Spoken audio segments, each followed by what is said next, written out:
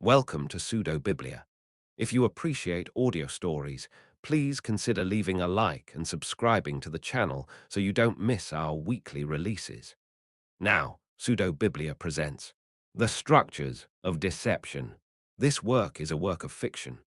Names, characters, places, and events are the product of the author's imagination or are used fictitiously. Any resemblance to actual persons, events, or places, living or dead, is entirely coincidental. Enjoy listening. The Structures of Deception, a novel written by Sveva Smilzi Cortini. Chapter 1. First Day, First Shadows. Claudio Farini, freshly appointed as head of office, stood before the new decentralized headquarters, a grey and austere building that rose in the heart of Trieste, in one of the redeveloped areas of the old port, with the salty smell carried by the sea breeze that seemed light years away from the frenzy of city life. The role was a promotion, a recognition of his talent as an architect, but the assignment to that peripheral office had a bittersweet taste. With a deep sigh, he adjusted his tie, preparing to face his first day as a manager in an unfamiliar environment. He already felt that invisible burden, like lead weights on his limbs, a constant symptom of his fibromyalgia, which made every step more strenuous. His eyes, however, revealed a mix of anxiety and hope. He entered the building, the sound of his footsteps echoing in the empty corridor. The reception was deserted. He headed toward the office assigned to him, smaller than he expected, and toward the common area where he would meet his new colleagues. His first impression was of a cold, impersonal, and somewhat neglected place. The building itself seemed like an old, converted warehouse, with the high, narrow windows typical of that historic port architecture, an imposing but cold shell. He found his three colleagues already at their desks. He introduced himself first to Graziano, a middle-aged surveyor with a tired and unmotivated appearance who returned his handshake with a cursory smile, more interested in a fishing equipment catalogue open on his desk. Then it was Armido's turn, a young part-time employee who seemed more focused on his smartphone than on his computer monitor. He responded to Claudio's greeting with a distracted nod. Claudio's initial enthusiasm took its first hit, but it was the meeting with the last component of the team, Candida, the accountant, that shook him. Candida was a 55-year-old woman, but she looked younger, with a magnetic presence, dark hair, and penetrating eyes. She stood up and approached him with a radiant smile that seemed sincere.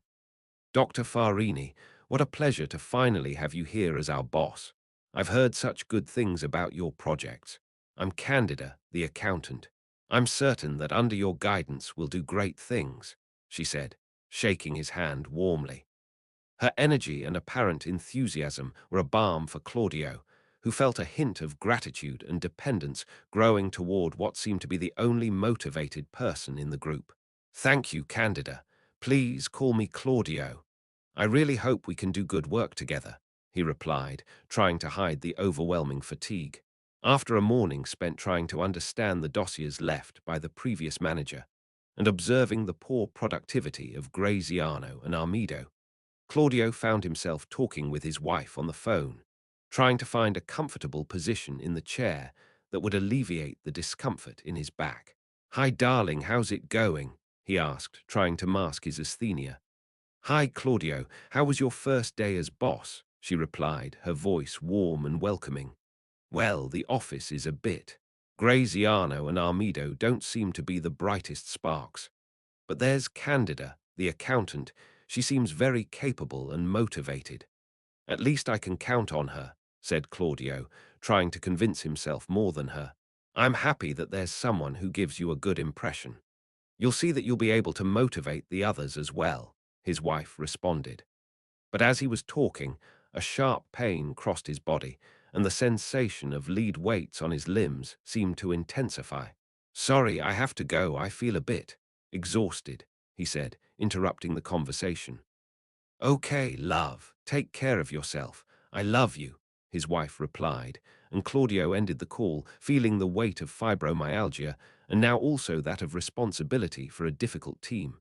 In the afternoon, He tried to give some instructions to Graziano and Armido, who received his requests with little conviction. Candida, on the other hand, immediately showed herself to be collaborative, almost too much so, offering to help him reorganize the archive, giving him lavish compliments about his vision for organizing activities. Claudio felt flattered, but also slightly uncomfortable with that profusion of attention. The day was coming to an end, and Claudio felt exhausted. As he drove home along the crowded waterfront during rush hour, with the castle of Merimea standing in the distance on the coast, he reflected on the challenge ahead. It wasn't just the fibromyalgia that worried him, but the management of a team that seemed composed of two slackers and a collaborator who was perhaps too enthusiastic. When he finally entered his home, his wife welcomed him with a warm hug. "How did it go?" she asked, as Claudio let himself fall onto the sofa. "It was a long day. Candida is collaborative, maybe too much so, the other two. It will be hard to make them work. And the pain and this endless fatigue don't help. I don't know how I'll manage all of this," Claudio confessed, feeling the weight of his condition and new role bearing down on him. "You'll make it, Claudio. You're good and determined. Take the time you need to settle in and to figure out how to manage them," said his wife, squeezing his hand. Claudio smiled, grateful for her support. But inside, a part of him feared that the journey he had undertaken would be much more difficult than he had imagined. Chapter 2: The Fragile Enchantment. The first weeks saw Claudio engaged in trying to give a new rhythm to the office. He managed to get approval for the design of the new Newport terminal, a personal success he was proud of. But the daily management of the team was proving to be an ordeal. His fibromyalgia, with chronic asthenia and the need to frequently change position, didn't make the task of appearing as an energetic leader any easier. Candida was an enigma. She alternated moments of efficiency and almost exalted collaboration, drowning him in praise. "You're an exceptional boss, Claudio. No one before you had this vision," with days of inexplicable nervousness or veiled criticism disguised as concern. "Are you sure you remember that deadline, Claudio? Sometimes fatigue plays bad tricks." Claudio, despite having an iron memory for work details despite the foggy brain, began to feel insecure under that crossfire of flattery and instilled doubts. He found himself depending on those praises to feel effective, an incipient emotional dependence that made him uncomfortable. Trying to assert his authority with her was complex. If he tried to correct her or give her an instruction she didn't like, Candida reacted disproportionately, sometimes with angry scenes, other times closing herself in a hostile silence, coming and going without greeting anyone for days. Claudio felt himself wavering, unable to establish a clear and stable hierarchical relationship. Making matters worse was the creeping awareness of the danger posed by such an unstable woman in a subordinate position. Given the current sensitivity on gender abuses, it would take little a distorted interpretation of a word, a misunderstood gesture, for her to invent a story of advances or harassment. Claudio knew he would be crucified without any chance of appeal. This fear paralyzed him further, making him excessively cautious and sometimes even submissive towards Candida, while still standing firm on important technical decisions, which made her even more furious. Graziano and Armido were the other front of frustration.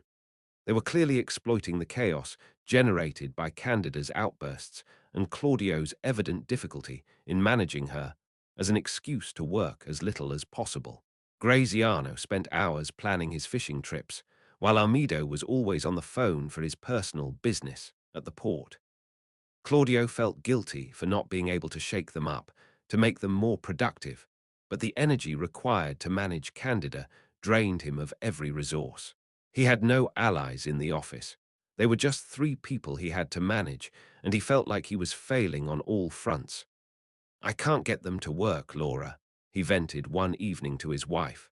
"Graziano and Armido do the bare minimum, and Candida is unpredictable. One day she flatters me, the next day she treats me like an incompetent or doesn't speak to me. and I can't assert myself as I should, also because of this cursed fatigue. It's not your fault, Claudio. Candida seems to have serious problems, and the other two are taking advantage. Have you tried talking to your superiors about this situation? I hinted something to the director, but he seems to have his head elsewhere. He's close to retirement. I don't know what to do. I feel isolated. The isolation was real. There was no one in that office with whom he could really confide. The success of the terminal project seemed distant, overshadowed by the daily challenge of managing that dysfunctional office. The dependence on Candida's praise grew stronger on good days, making her criticism and punitive silences on bad days even more painful. Claudio felt trapped in a fragile and dangerous enchantment, where the only source of validation was also the main source of stress and fear. Chapter 3. The Rubber Wall. The situation quickly deteriorated. Candida's moods became increasingly extreme. One day, during a discussion about a document that Claudio had asked her to correct, maintaining his position firmly despite physical fatigue, Candida exploded in an uncontrolled fury. She shouted that he didn't understand anything, that he was an incompetent slowed down by his illness. Then, in a gesture of blind rage, she grabbed a heavy metal pen holder from the desk and threw it at him. Claudio managed to dodge it by a hair's breadth, and the object crashed against the wall behind him, leaving a mark. Graziano and Armido, silent witnesses from the half-open door, immediately withdrew, disappearing to their stations. That gesture was the last straw. Claudio, trembling with anger and fear, but also feeling a wave of determination given by the violation of that physical limit, decided he could no longer stay silent. He requested an urgent appointment with the general director, an elderly man a few months away from retirement. In the director's office, Claudio told everything. The continuous outbursts, the gaslighting about his memory, the scenes, the hostile silence, the impact on his health and on the office's productivity, including the obvious negligence of Graziano and Armido, whom he couldn't manage because of the chaos created by Candida, and finally, the very serious episode of the pen holder being thrown. He also emphasized his concern about possible false accusations, given the woman's instability. The director listened with a concerned expression, nodding several times. He promised that he would take the situation very seriously, that there would be changes, that he would talk to Candida. But weeks passed, and absolutely nothing happened. Candida, after the episode, had fallen into a long period of icy silence, making the atmosphere in the office even heavier, but no action was taken by the management.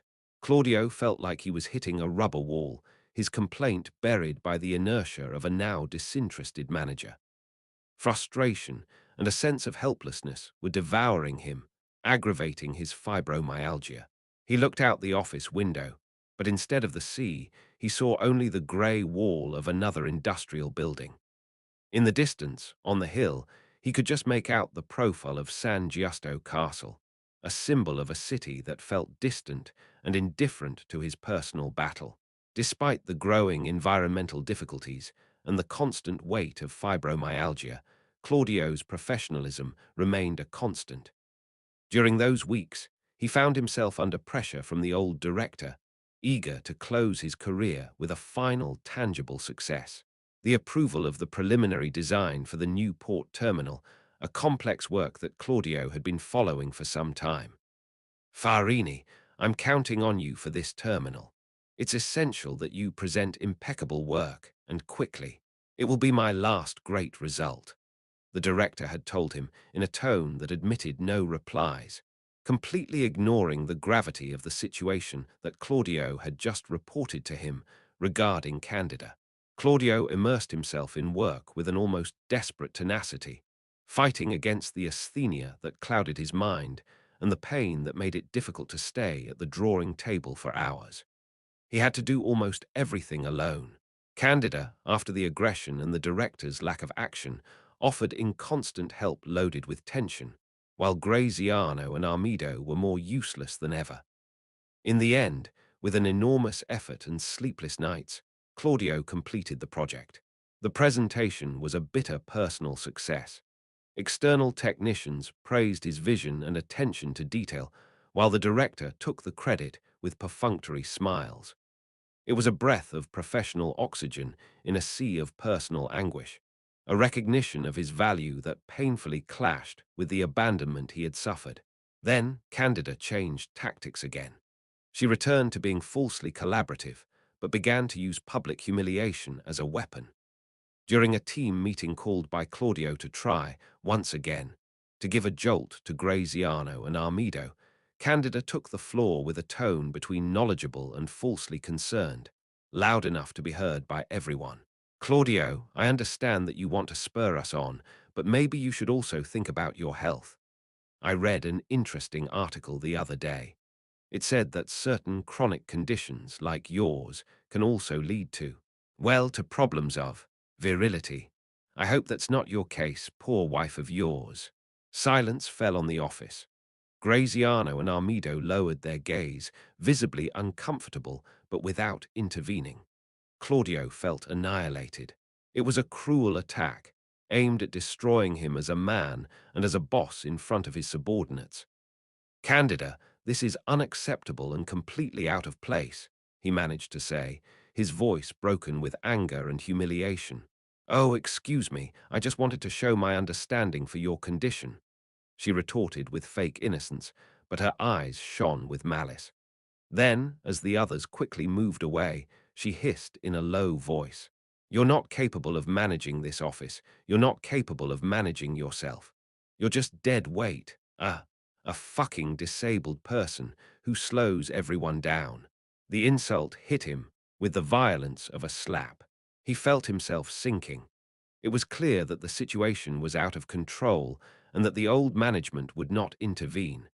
His authority was at zero, his health was worsening, and his collaborators were either hostile or completely useless.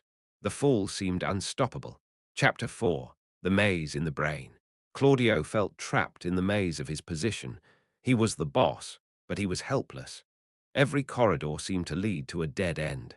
On one side was Candida, an unmanageable loose cannon, who alternated verbal aggression with hostile silence, going through lavish praise that fed that strange emotional dependence from which he couldn't completely free himself. On the other side, Graziano and Armido, the epitome of demotivation, who thrived in chaos because no one held them accountable for anything. Above him, a management that had chosen inertia. And inside him, the fibromyalgia that was draining him, the constant feeling of inadequacy, and the latent terror of a false accusation that could destroy his life. The foggy brain, a term that Candida herself had learned to precisely define the momentary clouding of his thoughts, had become a constant weapon in her hands. Are you sure, Claudio? It doesn't seem to me that we had decided that way. Maybe you should write things down, with the difficulty you have remembering.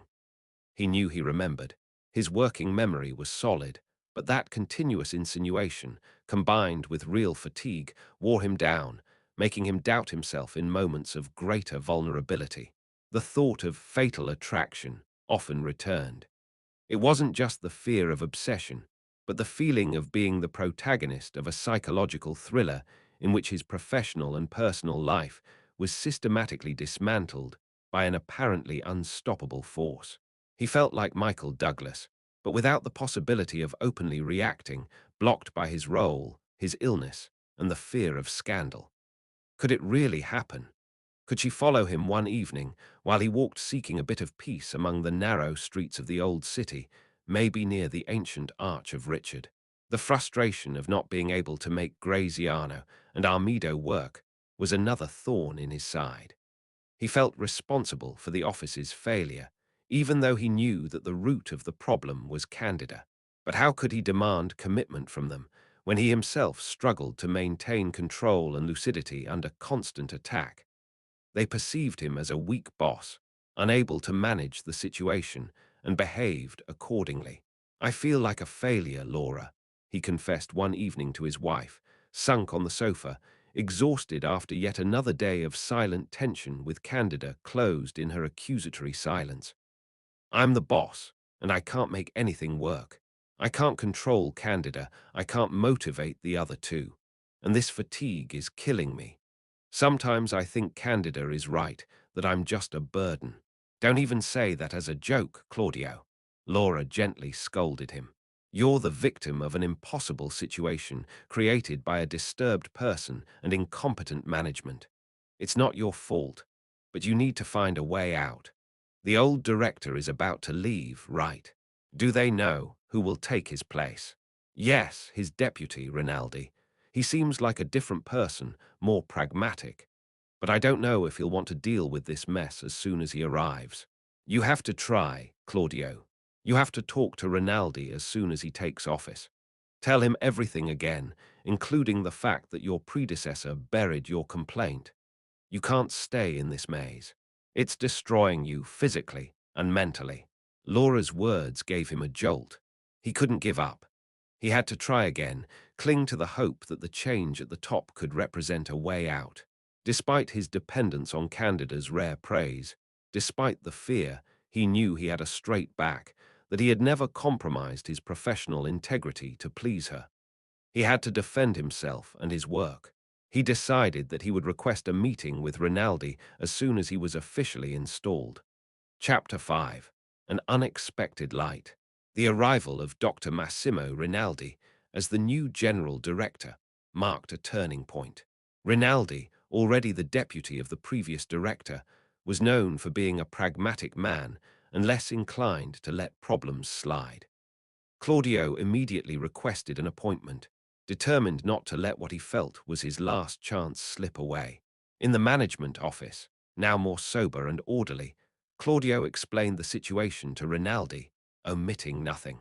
The chronology of Candida's behaviors, aggression, flattery, silence, gaslighting about memory, the pen holder episode, the public humiliation, the personal insult, the impact on his health, the unmanageability of Graziano and Armido, his fear of false accusations, and crucially, the previous complaint that was buried by his predecessor. Rinaldi listened attentively, taking notes. Having been the deputy, he was already partially aware of the peculiarities of the decentralized office, but Claudio's detailed account painted a much more serious and unsustainable picture. Farini, said Rinaldi at the end, with a serious tone, the situation you describe is unacceptable from every point of view, managerial, human, and potentially also legal. I understand your frustration and your difficulty, aggravated by your health condition. He paused, looking Claudio straight in the eyes. We cannot allow this situation to continue. It's not healthy for you, nor productive for the company. I've thought of a solution that I believe is the best for everyone, but especially for you. There's a position as office head that's becoming available here in the central office, in a different sector, but related to your skills. I'm offering it to you. It will be a permanent transfer, a new beginning in a structured environment and with new colleagues. Claudio was taken aback.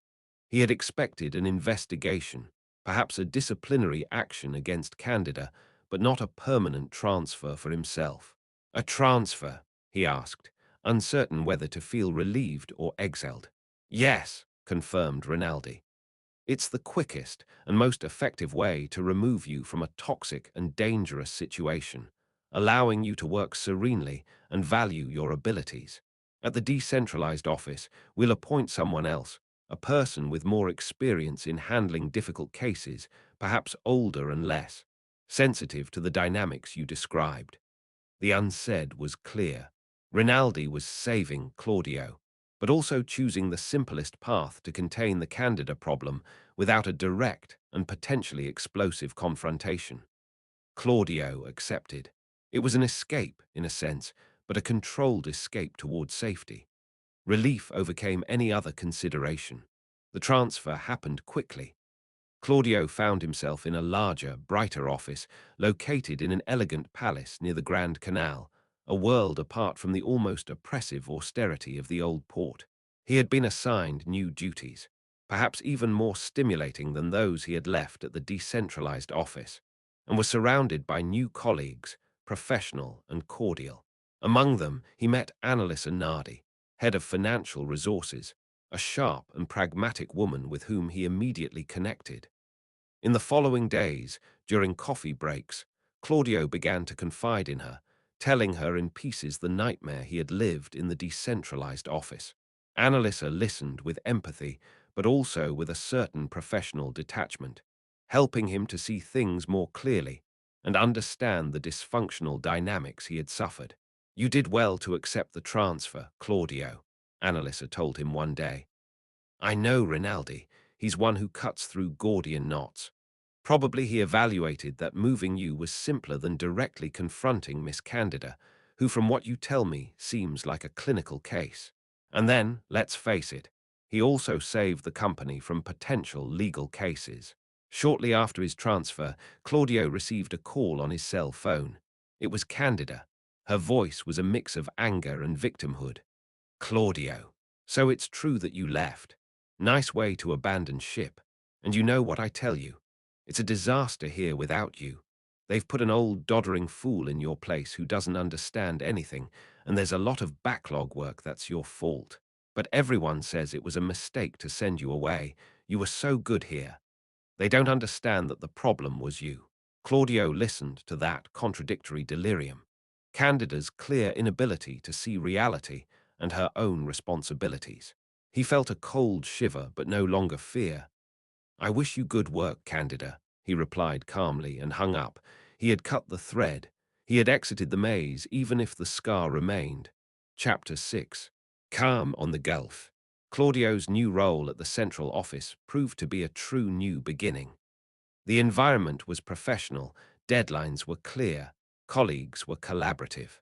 Fibromyalgia hadn't disappeared, the asthenia and pain were always present, but the disappearance of daily toxic stress had an immediate beneficial effect. He was able to better manage his energies, to focus on work, to feel again like a competent and respected professional. Conversations with Annalisa became a constant. She, with her external perspective and her knowledge of corporate dynamics, helped him to process the traumatic experience, to recognize the emotional dependence he had developed towards Candida, and to understand how his integrity had been both his salvation, not yielding to manipulations on important decisions, and a source of frustration for the manipulator. "What happened to you is called mobbing, Claudio," Annalisa told him without mincing words. "Aggravated by your health condition and your hierarchical position, which paradoxically made you more vulnerable to certain accusations.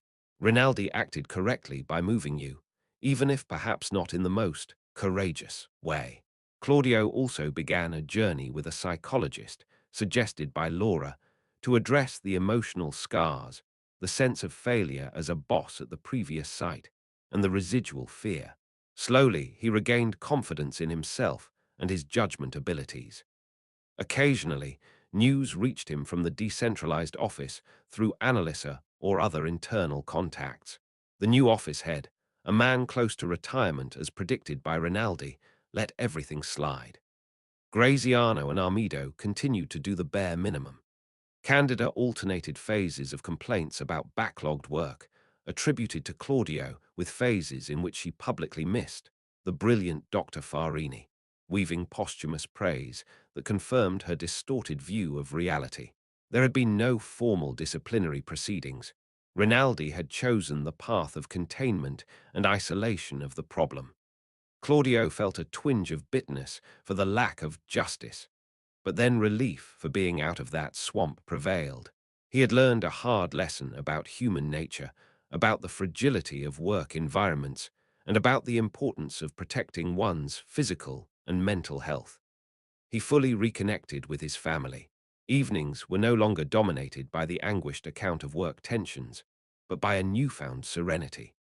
He rediscovered the pleasure of cinema, his old passion, and realized that, unlike the protagonists of psychological thrillers, in real life, sometimes the solution isn't the final confrontation, but the ability to recognize a battle lost from the start and find a strategic escape route to safer ground.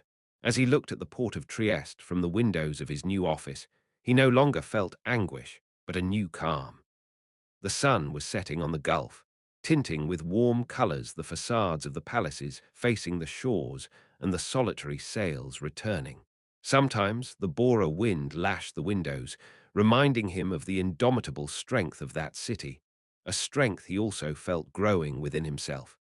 He was an architect, a respected office head, a man with a chronic illness that he was learning to manage, a present husband and father. He had survived, and this, he realized, was his true happy ending, built on the ruins of the past, but with foundations that were finally solid. You have listened to The Structures of Deception, a Pseudobiblia narration. We hope you enjoyed this journey.